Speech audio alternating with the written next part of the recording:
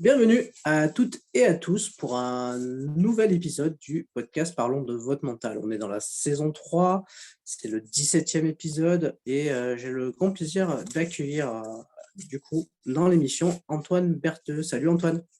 Salut, bonjour à tous. Alors Antoine, tu as un super parcours et tu vas nous en dire un petit peu plus, mais aujourd'hui tu es actuellement directeur du coup de deux écoles de commerce, une spécialisée du coup dans le sport, dans les métiers du sport, et une dans le luxe pour les métiers du luxe. C'est bien ça? Ouais, c'est exactement ça. Du coup, on va revenir brièvement sur ton parcours. Comment t'en es arrivé jusque-là, quoi, pour être directeur de deux écoles de commerce? Alors, comment ça s'est passé? Moi, je suis diplômé, il y a 12 ans d'un Master 2. À la suite de ça, je me lance dans une aventure entrepreneuriale. Euh, et puis, dans cette aventure entrepreneuriale, petit à petit, on développe, hein, on connaît la dimension plus plurilatérale des compétences d'un entrepreneur, hein. Tu t'en parles souvent, cette aptitude en fait qu'ils ont de tout faire, hein, de tout faire et de tout maîtriser.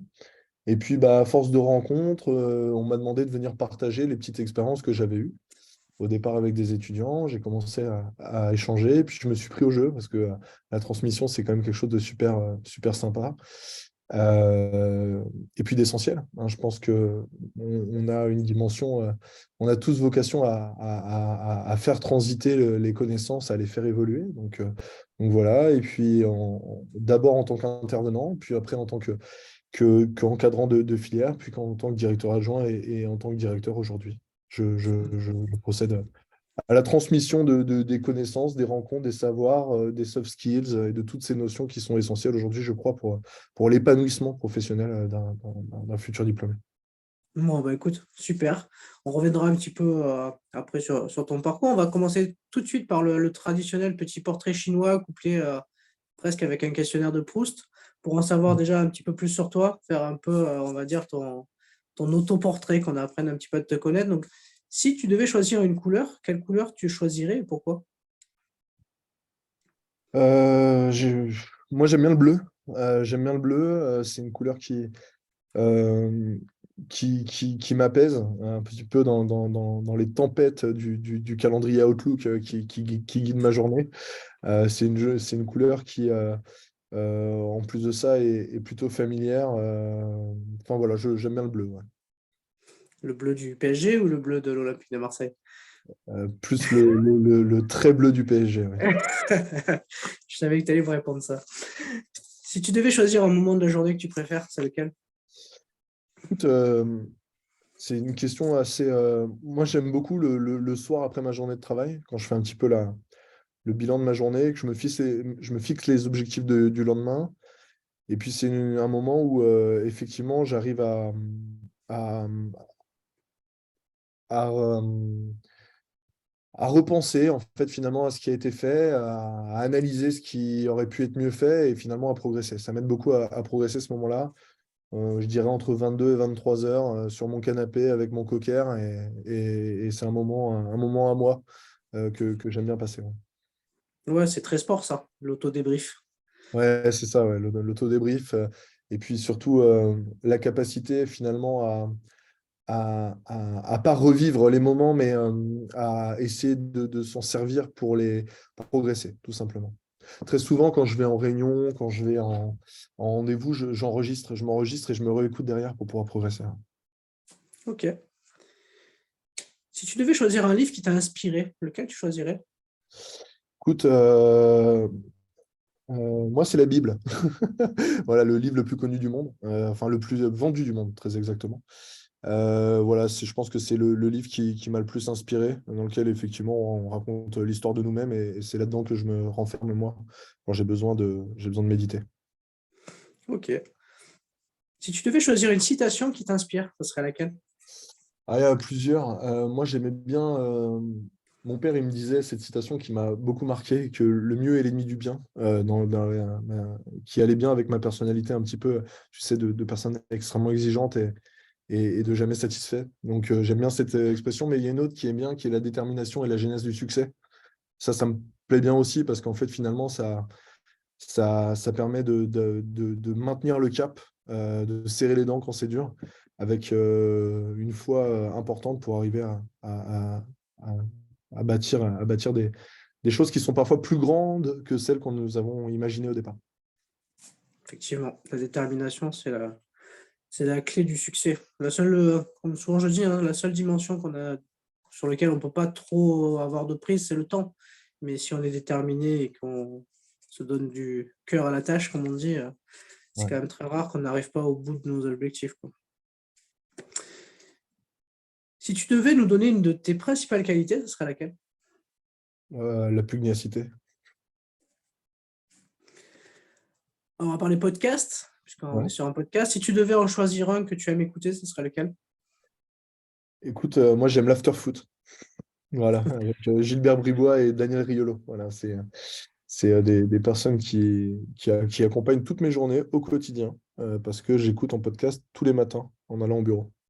Ok. Bon, là, ils ont dû beaucoup parler du match entre l'OM et le PSG. Je savais que tu allais me dire ça. Bon, j'espère que contre le Bayern, ça va le faire. Ouais, Bon, après, quand même, ça faisait une sacrée pénurie hein, depuis 2011, je crois. Ouais. Ils avaient pas réussi à remporter un match contre le PSG. Ça ouais, ouais, commence et puis ça tu commence à sais, moi je ne veux dater. pas rentrer dans le clivage de supporters moyens. Ce que j'ai envie de dire, c'est qu'aujourd'hui, Marseille a largement mérité sa victoire et a extrêmement, enfin, a dominé l'ensemble des compartiments du terrain et ils méritent largement leur victoire. Moi, j'ai pas du tout envie de critiquer Marseille, j'ai envie de critiquer les joueurs du Paris Saint-Germain qui, pour moi, n'ont pas été à la hauteur de mes espérances. Ouais, après, c'est vrai que voilà, il y a toujours des hauts et des bas. Et puis, il y a quand même 11 joueurs contre 11 joueurs. Hein, quoique, malgré tout l'argent qu'il y a sur le terrain, ça reste des hommes voilà, qui bouillent le maillot. Et puis après, malheureusement, il y a toujours un vainqueur, un vaincu dans ce genre de match. Donc, bon, voilà. Mais en C'est fait, de belles équipes. ce que tu veux, et c'est très lié, je crois, c'est que avec le sujet du podcast, c'est tu as le droit de perdre, c'est pas grave, mais t'as pas le droit d'arrêter. Et moi, ce que je reproche aux joueurs, c'est qu'ils ont arrêté. Tu vois, Ouais, je comprends. c'est la dimension un peu pénible. Voilà. Ok. La dimension pugnacité Ouais, qui a manqué. exactement. Ouais, exactement. Si tu devais choisir un personnage célèbre, tu choisirais lequel? Un personnage célèbre, Ouais, qui t'inspire. un sportif ou pas forcément? Pas forcément. Personnage célèbre. Moi, j'ai Edinson Cavani. Voilà, je suis supporter du Paris Saint-Germain, mais tu vois, dans la notion de pugnacité, je pense que c'est difficile de faire mieux. Presque de l'acharnement, voilà. Et il m'a comblé par ses valeurs pendant un long moment. Donc, ouais, Edinson Cavani. Oui, puis au-delà de ça, il y a l'humanité qui se dégage de lui, et puis cette humilité qu'il a, qui est incroyable. Au-delà de tout le talent qu'il a, quoi. Exactement. Mm. Allez, une petite dernière. Si tu devais citer un événement sportif qui t'a marqué. Bah moi, les événements sportifs, avaient vu mon métier, j'en mange une quantité j'en mange une grande quantité. Un événement sportif qui m'a marqué.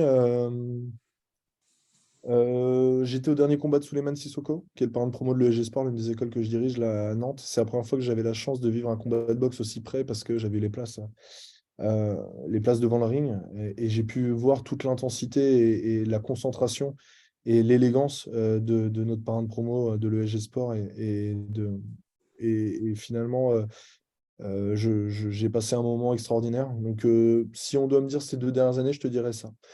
Après, si tu veux me dire de toute ma vie, bah, j'ai un souvenir de petit garçon en 98, évidemment, pendant la Coupe du Monde, qui regardait avec son papa un match de foot et qui était, voilà, qui a passé, qui a marqué au fer rouge bah, un moment à la fois d'émotion et à la fois de bonheur très intense. Donc, je dirais aussi, oui, 1998, évidemment. C'est vrai que c'est un moment marquant, effectivement. Ouais, ouais. Et puis le sport, c'est quand même un générateur d'émotions, hein, même si on n'y participe pas par l'action et qu'on y est juste en tant que spectateur, souvent ça fait vibrer, quoi. Ouais. Ça fait vibrer. Ok, bah écoute, merci beaucoup pour, en tout cas, pour ce petit portrait chinois et ces petites questions. On va revenir un petit peu sur ton parcours. Qu'est-ce qui t'inspire ton parcours à ce jour? Bah, je suis plutôt satisfait des matchs que j'ai gagnés, mais en fait, il m'inspire beaucoup d'humilité parce que je suis quelqu'un d'extrêmement ambitieux et que en fait, je suis qu'au début du parcours encore. Je veux continuer à gravir les échelons d'une part, que ça soit dans la réussite sociale, dans la réussite professionnelle et puis dans la réussite familiale. Donc, pour moi, il est empli d'humilité parce que pour l'instant, il y a des éléments qui brillent, mais ça reste de la poudre aux yeux. Il faut continuer à être ambitieux. Donc voilà, oui, oui, je suis content de ce que j'ai fait, mais il m'en reste encore. Et du coup, c'est quoi ta plus grande satisfaction là, jusqu'à présent? Ouais, je pense que voilà, moi je suis devenu directeur d'une école, de deux écoles. Aujourd'hui, on a 1200 étudiants, j'avais 30 ans. C'est vrai que bon, c'est très jeune. Voilà, je pense que c'est ça que je mettrai en avant. Je mettrai en avant, effectivement, moi j'adore mon travail, j'adore les valeurs que je peux exprimer dans le cadre de ce travail.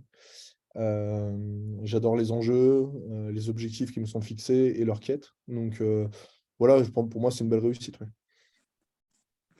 Si je te dis rendre possible l'impossible au prisme de ton parcours, est-ce que c'est une phrase qui te parle ou pas? Ouais, alors moi je suis un petit banlieusard parisien, voilà, qui vient d'une famille ultra modeste, même plus que modeste, et dans lequel évidemment bah, j'ai eu de quoi douter hein, dans mon parcours, d'entrevoir une quelconque réussite.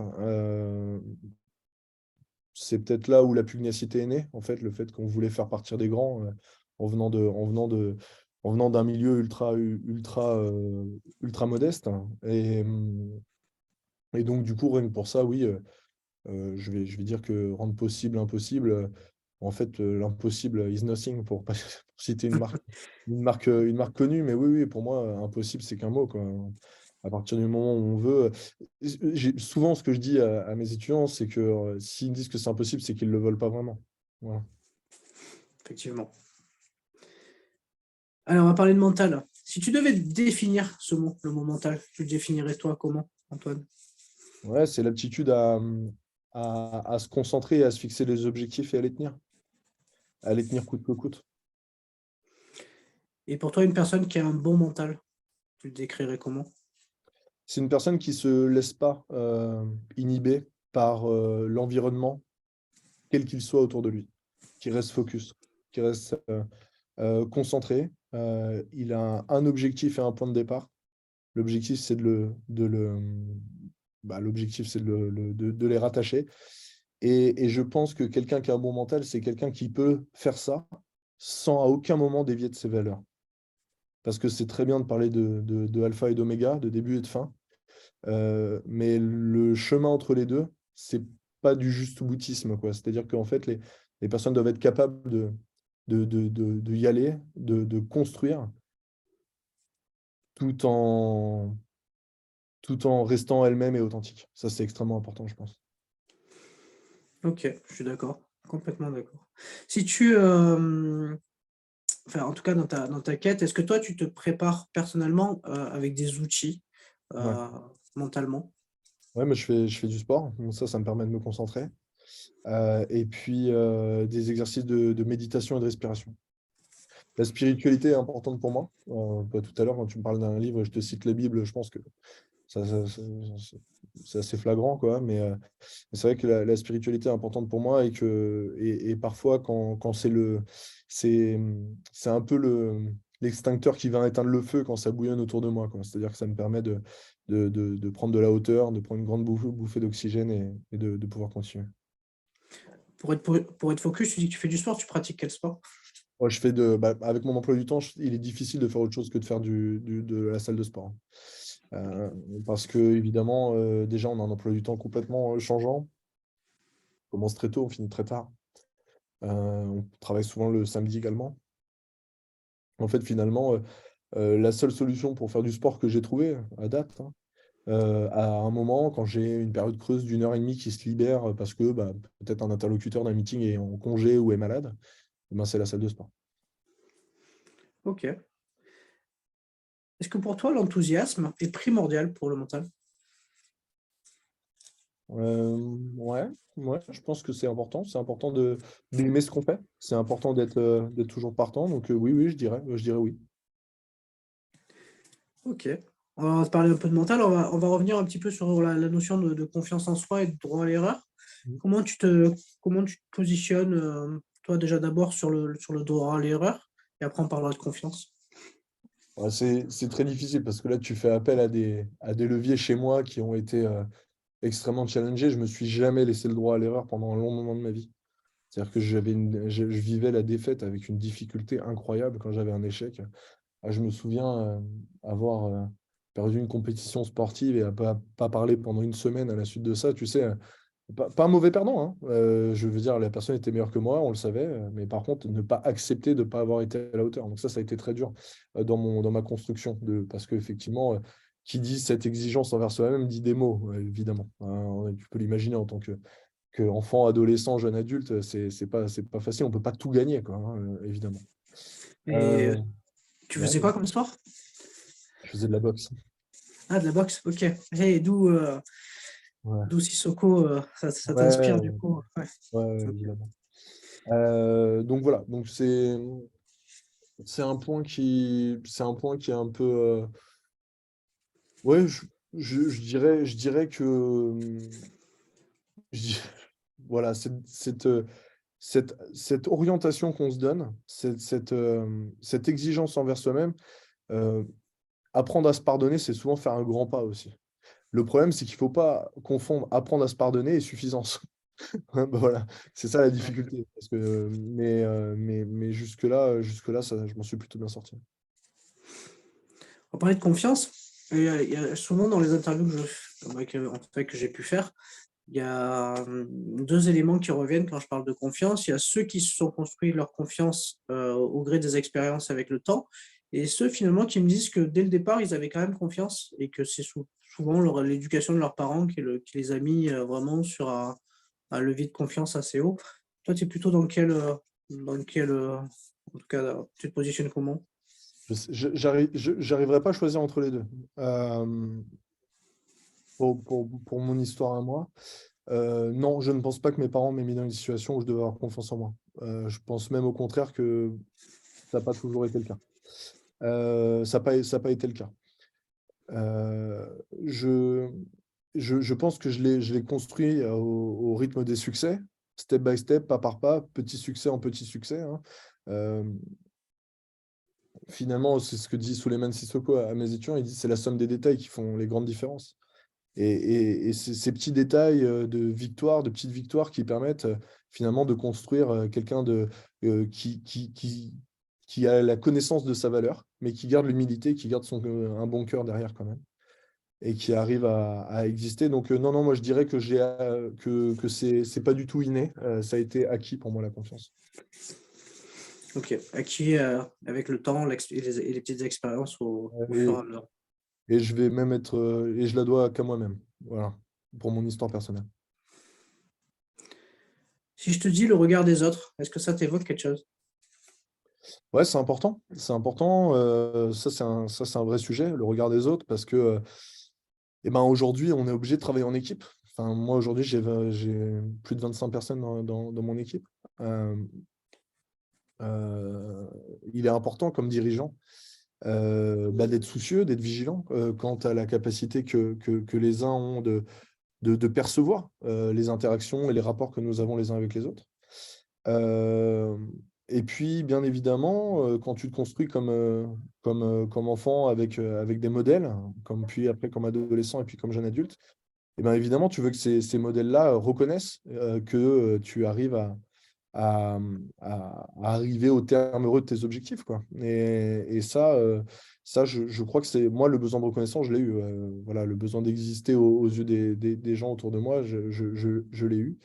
Le regard des autres, qui est finalement la facette, le prolongement de cette discussion-là, euh, c'est une notion presque écartelée parce que il y a des personnes auxquelles effectivement leur regard m'importe énormément et presque me touche. Puis il y a des personnes auxquelles, pour le coup, je n'en ai que faire. Voilà. Ok. Je fais un peu une réponse ambivalente, un peu une réponse de Normand, comme on dit familièrement. Mais c'est important d'être honnête. Donc, si je suis honnête, oui, effectivement, il y a des personnes qui me touchent. Voilà, ce que pense ma mère de moi, de ton cercle proche, ta compagne, tes amis proches. Oui, ça a énormément de choses, d'importance. Et puis après, il y a des personnes qui finalement peuvent bien se faire une idée qu'elles veulent de moi. Ça m'importe peu et ça me fera jamais dévier de l'axe. Oui, on est un peu dans la notion de, un peu comme dans tous les athlètes, être bien entouré et avoir, comment dire, des critères observables et des retours de ces gens-là, parce que du coup, ils nous connaissent bien et on sait que ce qu'ils vont nous dire va être, du coup, va avoir de la valeur en tout cas, et va nous faire progresser éventuellement ou nous faire réfléchir. Et après, bah, les gens qu'on ne connaît pas, c'est un peu différent, quoi. C'est, ok. Alors, on va parler de motivation. Quels sont tes trucs à toi pour être motivé quotidiennement? Mais j'ai pas grand-chose. Je suis motivé. C'est-à-dire que je me lève le matin avec le couteau entre les dents et je me couche le soir et j'essaye de faire des exercices de respiration pour arrêter de penser à ce que je veux mettre en place. J'ai pas besoin de moteur là-dessus. Je suis naturellement quelqu'un de déterminé. Ok. Et est-ce que selon toi, il faut un plan pour réussir? Ouais, ouais, je pense, ouais. Je pense qu'il faut. C'est marrant parce que tu vois, pour prendre des sportifs, il y avait les Gracie. Alors, je sais pas si ça te parle, c'est une école ultra connue au Brésil de Jiu-Jitsu brésilien. Voilà, l'école Gracie, c'est ce qui se fait de mieux dans le monde pour le Jiu-Jitsu brésilien notamment. Et effectivement, il y avait l'un des fondateurs qui disait que euh, pour gagner, il fallait un plan. Et la deuxième règle pour gagner, c'est qu'il fallait planifier son plan. Donc, en fait, tu vois, ça me plaît beaucoup cette phrase parce que moi, non, je pense qu'il faut être organisé, je pense qu'il faut prioriser, je pense qu'il faut choisir et donc renoncer. Voilà. Et tout ça, finalement, ordonnance naturellement le rythme que tu te donnes et qui te conduit à la réussite. Donc, oui, oui, je suis convaincu que ça.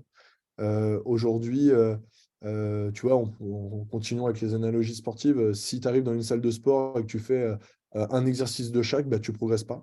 Par contre, si tu t'organises, par contre, si tu priorises, par contre, si tu comptes et que tu évolues, si tu te fais des mini-objectifs, des petites victoires qu'on évoquait tout à l'heure, bah là, tu progresses. Ça, c'est important.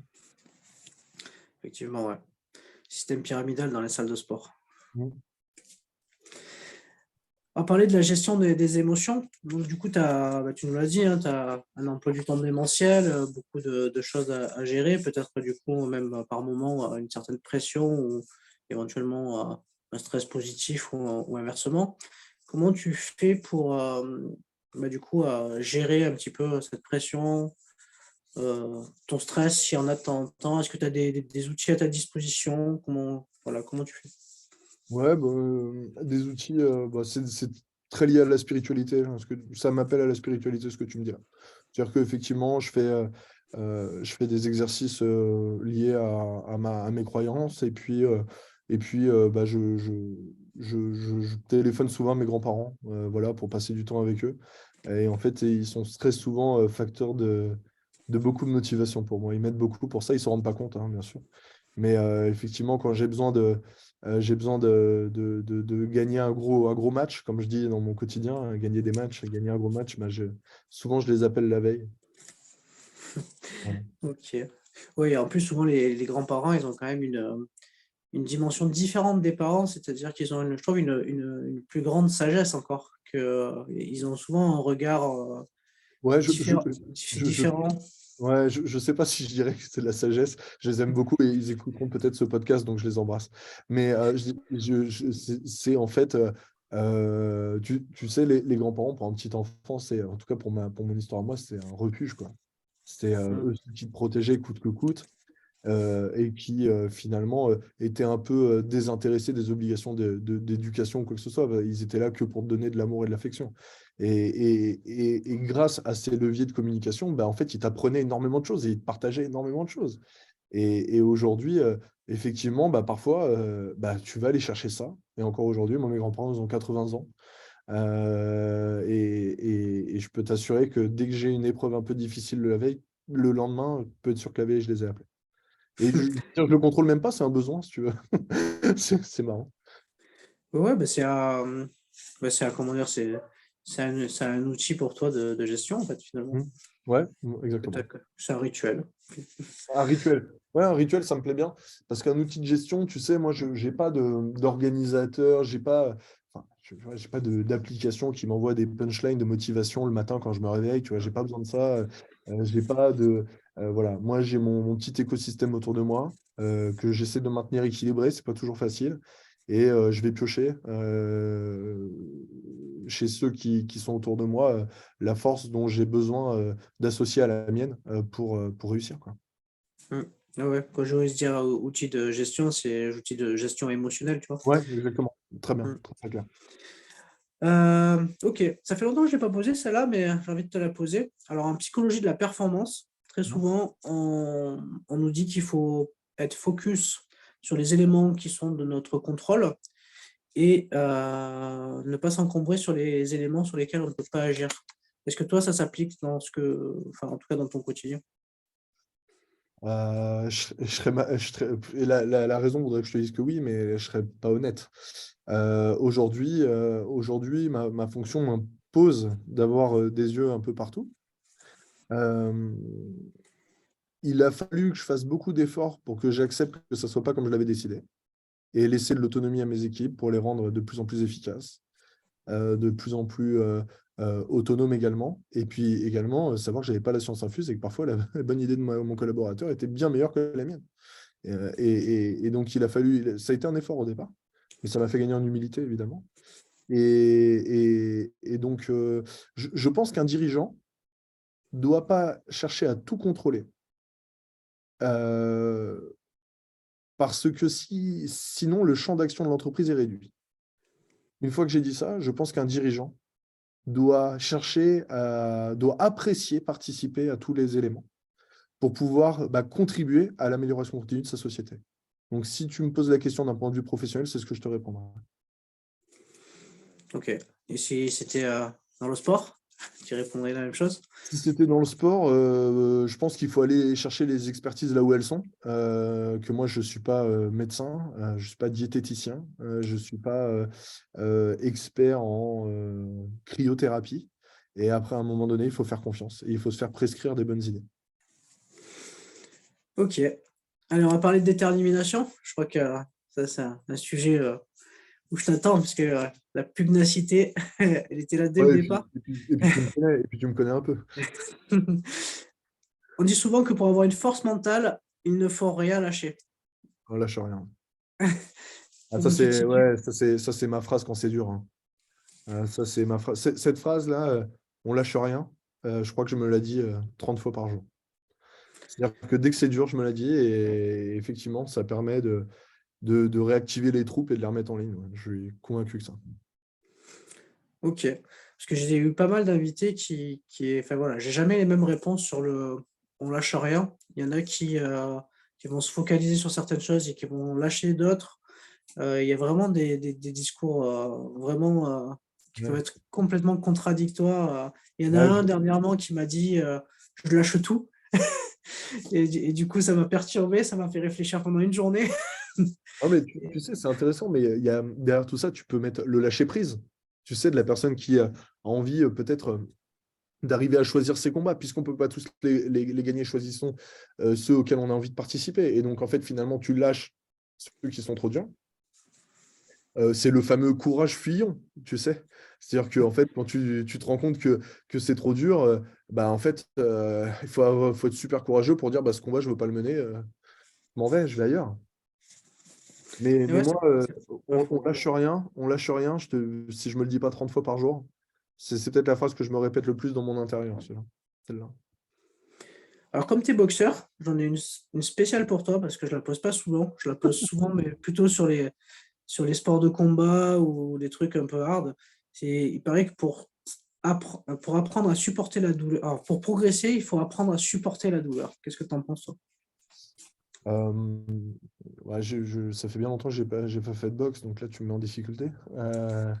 Non, mais je pense qu'être dur au mal, c'est l'une des aptitudes aussi d'un grand dirigeant. Tu sais, et donc, si moi, j'aspire à devenir une personne, dirigeant d'une grande boîte, bon, déjà d'une, les écoles, c'est une belle entreprise. Donc, si j'aspire à être un jour une plus grande entreprise, je pense il est important d'être capable euh, ouais, de s'endurcir.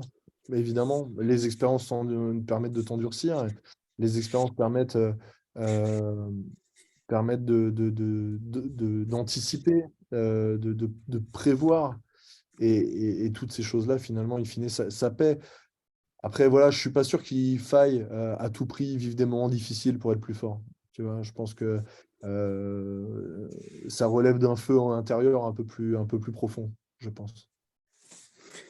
Ok, bah écoute, on a fait le tour un peu de toutes les questions du podcast que j'avais envie de te poser aujourd'hui.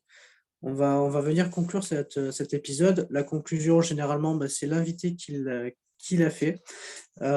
J'aime bien en fait proposer à l'invité de venir conclure l'épisode en laissant une empreinte de quelque chose qui lui tient à cœur de partager avec, bah, du coup, avec les gens qui nous écoutent, que qu'ils soient jeunes, moins jeunes, plus jeunes, quels que soient les milieux d'où ils viennent, qu'ils soient sportifs, entraîneurs, qu'ils soient chefs d'entreprise ou quels que soient les métiers, puisque aujourd'hui, la thématique du podcast, c'est de décloisonner un petit peu le mot mental que du monde du sport et aussi de l'ouvrir au monde de l'entrepreneuriat, de tous les métiers qui existent et de toutes les professions qui peuvent exister, de tous les sports qui existent, parce qu'on parle beaucoup des sports, on met beaucoup les sports en avant, comme le football ou des sports très médiatiques, mais bon, il y a d'autres sports qu'on ne met pas du tout en avant et qui méritent qu'on parle d'eux aussi.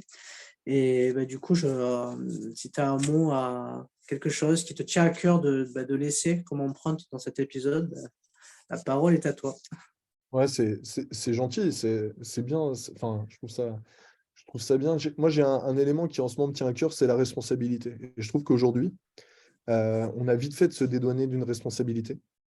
Et les gens, en fait, ont délégué petit à petit leur chemin à leur écosystème et à l'environnement, plutôt qu'à leur mental et à leur détermination. Et en fait, si je peux me servir de ce petit temps de conclusion pour dire, en fait, tout est en vous. Tout est en vous. Vous pouvez devenir ce que vous avez envie de devenir. Je ne veux pas rentrer dans le cliché, tu sais, du message un peu de la salle de sport, no excuses, tu l'as déjà vu partout, cette phrase qui, moi, me fatigue plus, tu vois, mais le fondement, le germe de cette phrase-là est délicieux. Aujourd'hui, on nous laisse croire à longueur de temps qu'en fait, on subit. On subit un écosystème, une décision politique, une décision environnementale, climatique, sociale, idéologique, etc. En fait, moi, ce que je veux dire aux gens, c'est que l'environnement dépend d'eux et ils ne dépendent pas de leur environnement. Et je pense que c'est le message que j'essaie au quotidien de faire passer aux étudiants que j'ai la chance d'accompagner dans leur épanouissement professionnel, enfin étudiant puis professionnel. Euh, ils ont le choix de devenir ce qu'ils veulent être. Ils ont le choix d'être des professionnels épanouis s'ils en font le choix et s'ils le font vraiment. Le choix, Bien c'est sûr. pas uniquement un post Instagram. C'est vrai que tu as bien raison. Écoute, merci beaucoup Antoine pour Merci, ton temps, merci à toi. ta, Merci à ta toi. disponibilité. Et puis, bah, je te dis à très vite. Et puis, je te souhaite une bonne année 2023, une bonne continuation dans tes Bonne objectifs continuation. et plein de bonnes choses. À bientôt. À bientôt.